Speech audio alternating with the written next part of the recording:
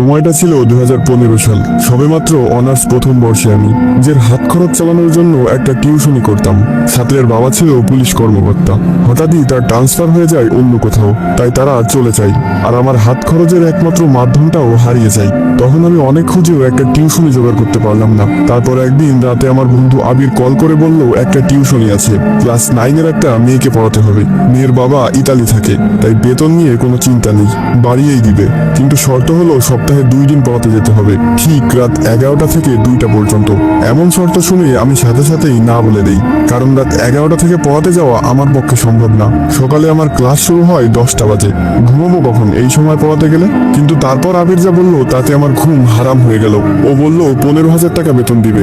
এবার ভেবে দেখ, তখন আমার কাছে 15,000 টাকা 15 লক্ষ টাকার সমান। আমি খুশিতে গদগদ করে হ্যাঁ বলে দিলাম। আবির আমাকে ঠিকানা টেক্সট করে দিল আর বলল শুধুমাত্র শনিবার এবং রবিবার রাতে যেতে হবে। আমার কাছে বিষয়টা কেমন জানি অদ্ভুত লাগলো, কিন্তু টাকার নেশায় কিছু মাথায় নিলাম না।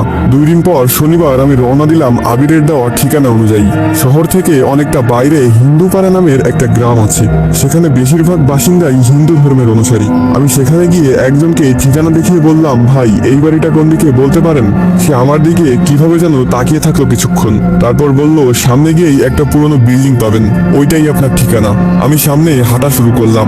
একবার পিছনে তাকিয়ে দেখলাম লোকটা এখনো সেই অদ্ভুত ভঙ্গিতে আমার দিকে তাকিয়ে আছে। কেমন যেন একটু লাগছে আমার ভিতরে, মনটা সাই দিচ্ছে না যেতে। কিন্তু 15,000 টাকার কথা মনে পড়লেই আবার মন বদলে যায়।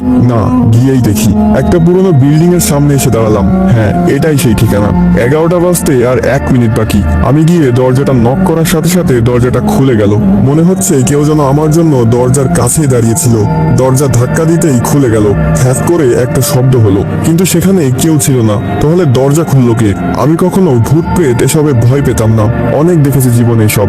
একটা কথা বুঝে গিয়েছিলাম, সেটা হলো তাদেরকে ভয় পেলেই তারা মাথায় চড়ে বসে। তাই নিজেকে খুব শান্ত করে বাসায় প্রবেশ করলাম।